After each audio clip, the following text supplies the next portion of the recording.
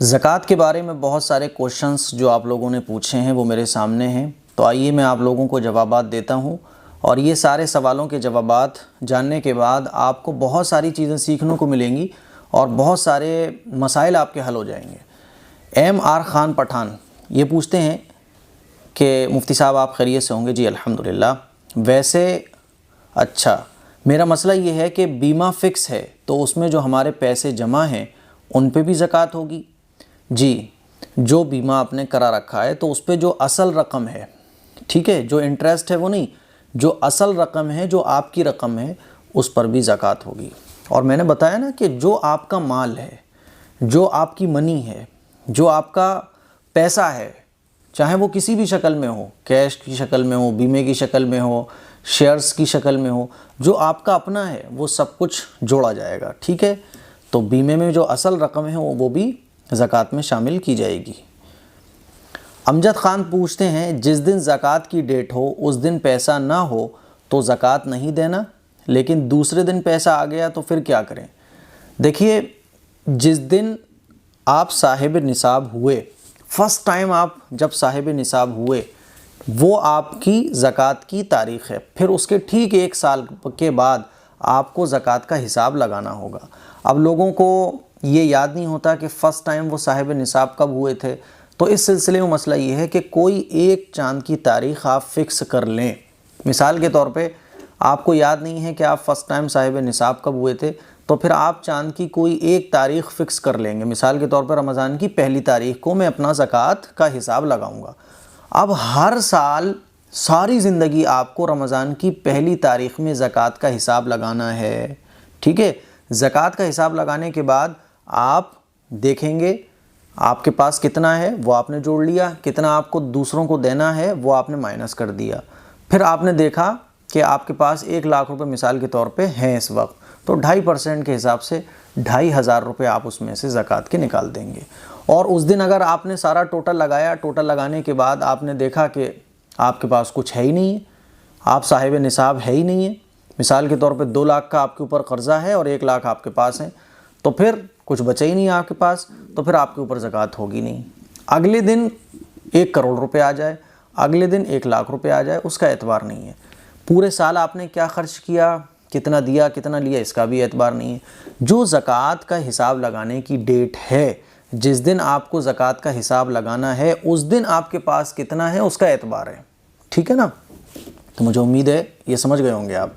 जावेद अख्तर पूछते हैं, सिर्फ 7 तोला सोना है उस पर ज़कात है या नहीं? देखिए, जो कहा जाता है कि 52.5 तोला चांदी और 7.5 तोला सोना, तो 7.5 तोला सोना ये तब है जब आपके पास चांदी भी ना हो, आपके पास बिज़नेस का सामान भी ना हो, आपके पास कैश भी ना हो, आपके पास कुछ भी नहीं है, सिर्फ सोना ही सोना है, तो फिर मसला ये है कि 7.5 तोला सोना होना चाहिए, तब ज़कात होगी, वरना नहीं होगी। लेकिन आम तौर पर ऐसा नहीं होता। जिसके पास सोना होता है तो उसके पास कुछ ना कुछ तो कैश होता है। रोज़ाना की ज़रूरत को छोड़कर जो साइड में कैश पड़ा होता है वो भी अगर है, चाहे वो 100 रुपये ही क्यों ना हो, तब भी फिर सोना 7.5 तोला होना ज़रूरी नहीं है, बल्कि फिर वही 52.5 तोला हो जाएगा। ये जो कहा जाता है कि 7.5 तोला सोना हो, ये तब है जब कुछ भी नहीं है, बस सोना ही सोना है, तो फिर मसला ये है कि 7.5 तोला सोना होना चाहिए। शौकत अंसारी पूछते हैं, मौलाना साहब मेरे पास कालीन बनाने की 15 मशीन है तो उस पर भी ज़कात फ़र्ज़ है। मैं महीने का 30,000 कमाता हूँ, तो क्या मैं 2.5% हर महीने में निकालूँ या साल में एक बार? देखिए, मशीन जो आपने ख़रीदी है कारोबार के लिए, तो उन मशीन पर ज़कात नहीं होगी। उन मशीन से जो कमाई आप करते हैं, उन मशीन से आप कालीन बनाते हैं, तो वो जो कालीन बना के आप सेल करते हैं ना, तो ये कालीन पर, ये जो आपका माल है, जिस माल को आप सेल करके अपना बिज़नेस करते हैं, इस माल पर ज़कात होगी। अगर आपने मशीनें ही ख़रीदी हुई हैं बेचने के लिए, तो फिर मशीनों पर भी ज़कात होगी। मैंने आप लोगों को बताया था कि ज़कात बिज़नेस के सामान पर होती है। अगर आपने मशीनें ख़रीदी हैं, आपका मशीन बेचने का ही काम है, तो फिर मशीनों पर भी ज़कात होगी। लेकिन आपने मशीन इसलिए ख़रीदी है कि इस मशीन से आप कालीन बना के सेल करेंगे, तो बिज़नेस आपका कालीन का है, मशीनों का नहीं है, इसीलिए कालीन पर आपके ज़कात होगी, ठीक है। हर महीने में, अच्छा आप महीने में 30,000 कमाते हैं, 15-20 हज़ार कमाते हैं, 30,000 कमाता हूँ तो क्या मैं 2.5% हर महीने में निकालूँ? हर महीने में निकालें या आप साल में निकालें, लेकिन जो डेट आपकी है ना ज़कात निकालने की, जो भी आपकी डेट है या नहीं है तो आप एक डेट मुकर्रर कीजिए हिसाब लगाने की। उस दिन आपके पास कितना है उस पर ज़कात होगी, फिर आप उसको धीरे धीरे महीने में देते रहें, वो अलग बात है। अच्छा, ज़कात पहले भी निकाली जा सकती है। मिसाल के तौर पे हर महीने आप 2,000 1,000 किसी गरीब को देते हैं, है ना, ज़कात की नीयत से देते हैं, ठीक है, देते रहें। अब जो आपका हिसाब लगाने का दिन है, मिसाल के तौर पे 1 तारीख़ रमज़ान की आपने सेट कर रखी है कि इस तारीख़ में मुझे ज़कात का हिसाब लगाना है, तो ज़कात का हिसाब लगाने के बाद आपके ऊपर कितनी ज़कात बन रही है वो आप देख लें। मिसाल के तौर पे आपके ऊपर ज़कात बन रही है 5,000 रुपये की, और आपने जो है हर महीने 500 रुपये करके 6,000 ज़कात के दे दिए, तो आपने ज़्यादा दे दिए, अच्छी बात है, अल्लाह का शुक्र अदा करें। और अगर कम दिए हैं तो जितनी ज़कात बन रही है वो अमाउंट पूरा कर दें, ठीक है। मुझे उम्मीद है समझ गए होंगे। मुस्तकीम कहते हैं मुफ्ती साहब खैरियत से हो? अल्हम्दुलिल्लाह। मेरा सवाल ये है कि मेरे ऊपर तो कर्ज़ है, बीवी के पास ज़ेवरात हैं, इस सूरत में मेरे लिए क्या हुक्म है? देखिए, बीवी के पास अगर ज़ेवरात हैं तो बीवी के ऊपर ज़कात फ़र्ज़ होगी। आपके पास नहीं है कुछ भी, आपके ऊपर कर्ज़ा है, तो आप कर्ज़ा माइनस करने के बाद देखें कि अगर आप साहिब निसाब हैं तो ज़कात फ़र्ज़ होगी, साहिब निसाब नहीं है तो ज़कात फ़र्ज़ नहीं होगी। अब रही ये बात कि बीवी की ज़कात कौन निकालेगा? बीवी की ज़कात शौहर भी निकाल सकता है, कोई मसला नहीं है इस सिलसिले में। लेकिन अगर पैसे ना हों ज़कात निकालने के, बहरहाल आप ज़कात का अमाउंट नोट कर लें कि मेरे ऊपर 2,000 3,000 इतने रुपए इस साल ज़कात के बने, वो नोट कर लें। जैसे जैसे आपके पास पैसे आते जाएं, जब आएँ तब आप निकाल दें, 1 महीने बाद, 2 महीने बाद, 3 महीने बाद, लेकिन बहरहाल लिख के रख लें कि इतना मुझे रुपया निकालना है, ये मुझे अपनी ज़कात हर हाल में निकालनी है, ठीक है। तो सिंपल है। और अगर फिर भी किसी के पास पैसे नहीं आए तो क्या करे वो? तो भाई सोना बेचना पड़ेगा, फिर तो आपको चांदी बेचना पड़ेगी, आपको ज़कात तो बहरहाल देना है, ठीक है। तो सिंपल तरीक़ा है एकदम। अफरोज़ शेख पूछते हैं, जिसके पास कैश नहीं है और 2 से 3 तोला सोना है और घर भाड़े से रहता हूँ तो ज़कात कितना देना पड़ता है? देखिए भाई, मेरे अफरोज़ भाई, आपके पास 2 से 3 तोला सोना है तो कुछ कैश भी तो होगा ना, कुछ कैश भी तो होगा। तो कैश मिलाने के बाद, जैसे मैंने अभी पिछले मसले में बताया कि सोना 7.5 तोला होना ये तब है जब कैश भी ना हो किसी के पास, 100 रुपये भी किसी के पास ना हो, ये तब है।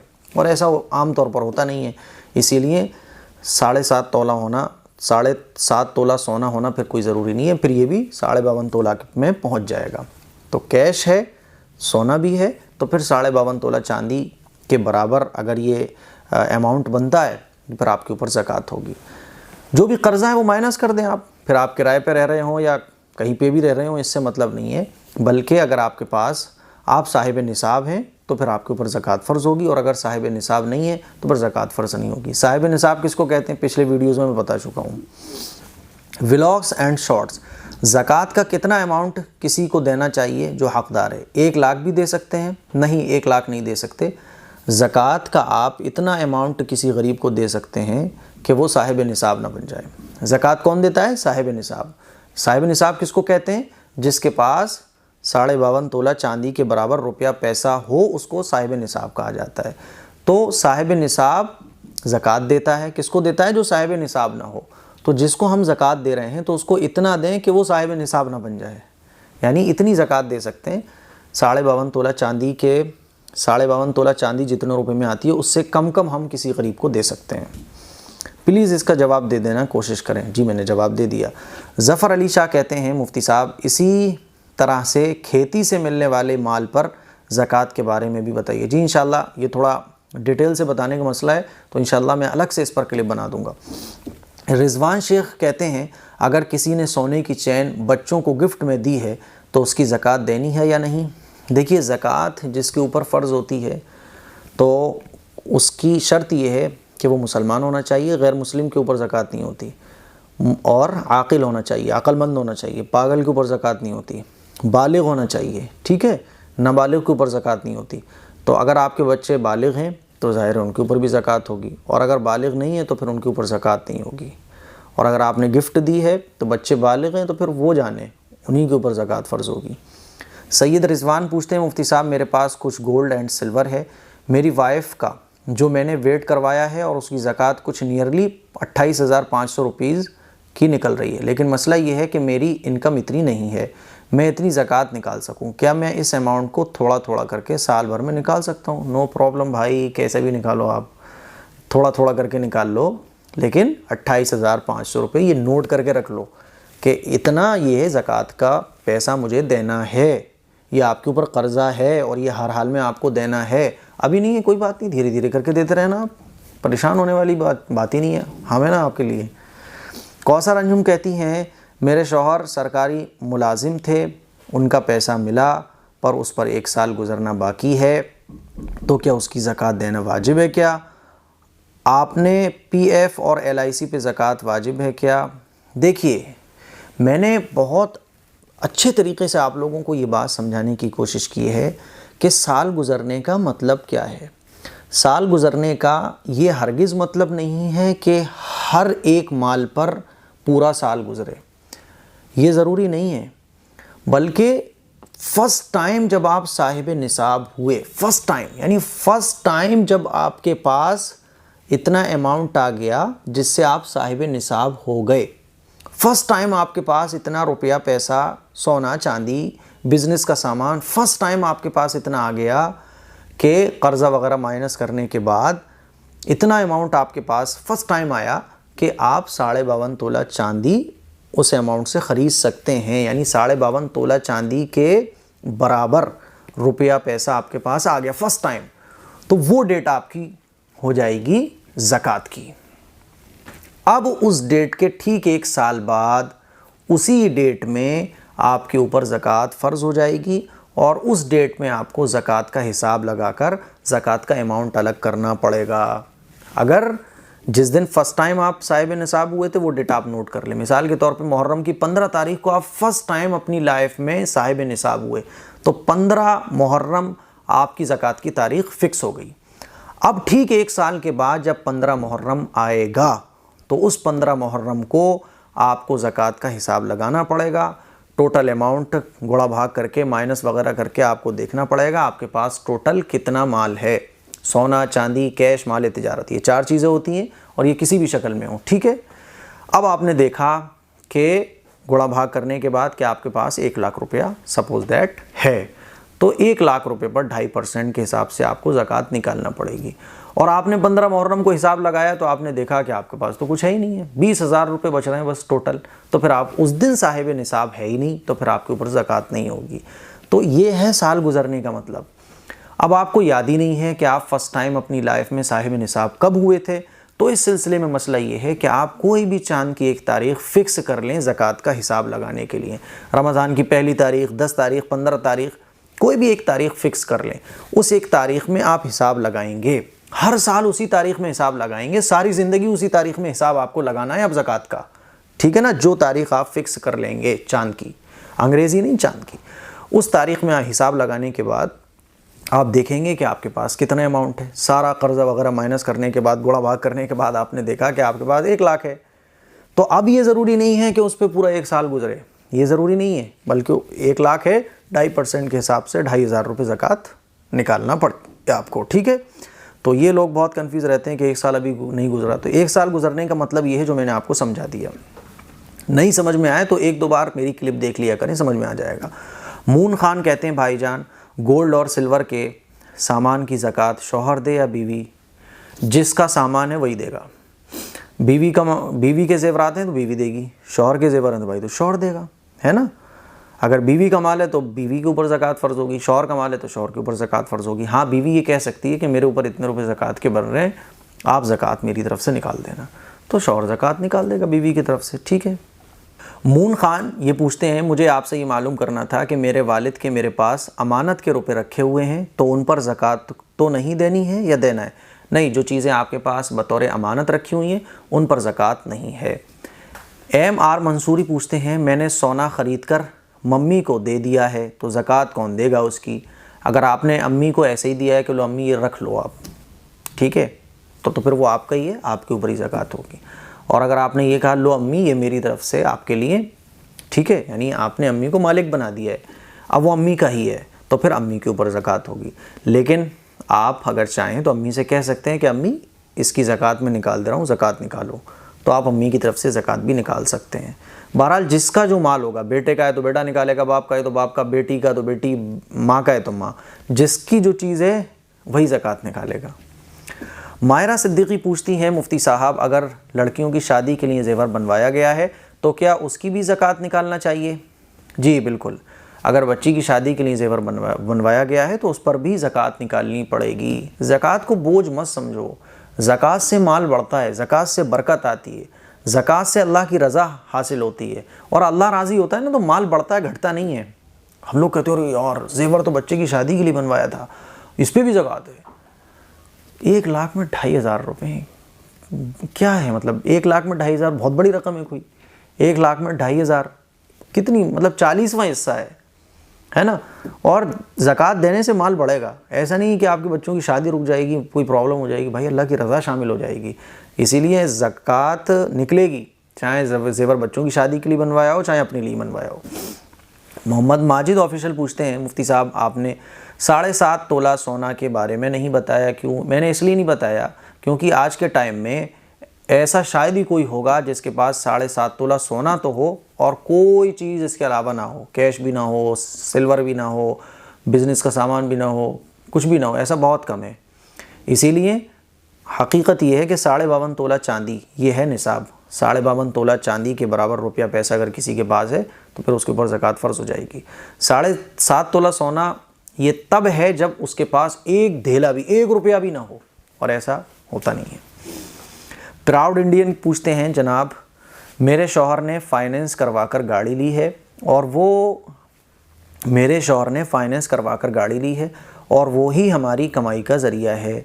गाड़ी की किश्त हर महीने देनी पड़ती है, अब ज़कात देने का हिसाब क्या होगा? देखिए, जिस महीने की आपको किश्त देनी है ना, उस महीने की किश्त को आप माइनस कर देंगे, कर्ज़े में ले लेंगे उसको, ठीक है।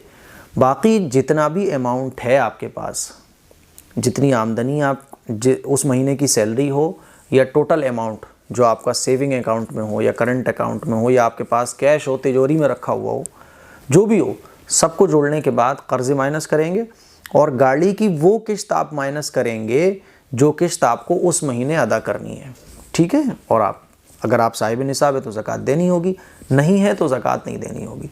सीधा सा सिंपल सा तरीक़ा ये है कि जो भी आप ज़कात निकालने की डेट फ़िक्स करेंगे और हर साल उसी डेट में आपको ज़कात का हिसाब लगाना है। उस डेट में अगर आप हिसाब लगाने के बाद साहिब निसाब निकलते हैं तो ज़कात फ़र्ज़ होगी, और अगर साहिब निसाब नहीं निकलते हैं तो ज़कात फ़र्ज़ नहीं होगी।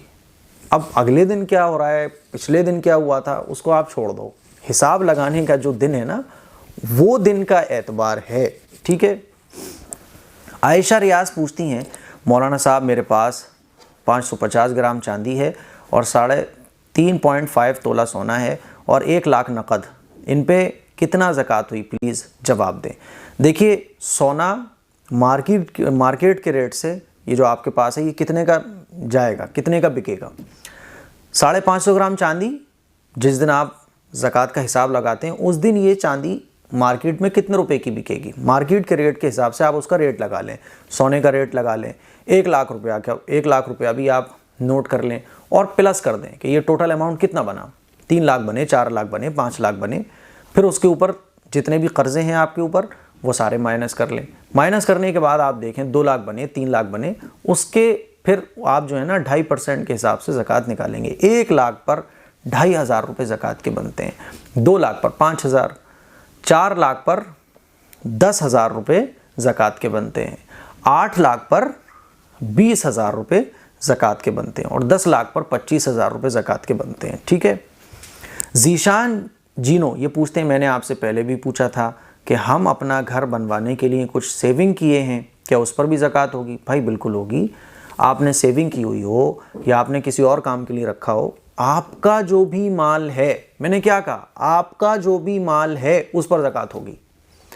अब आपका ही है ना वो माल, इसमें आपके माल में सब आ गया, चाहे आपने घर बनवाने के लिए रखा हो, शादी करने के लिए रखा हो, सोना बनवाने के लिए रखा हो, कारोबार के लिए रखा हो, आपका जो भी माल है जिसके आप मालिक हैं उस पर ज़कात होगी।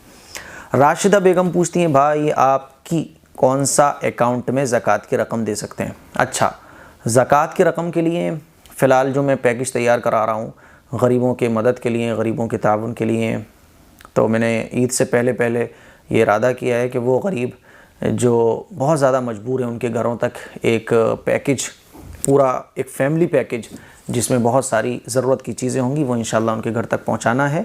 तो स्क्रीन पर ये नंबर है, इस पर आप अपनी ज़कात की रकम भेज सकते हैं।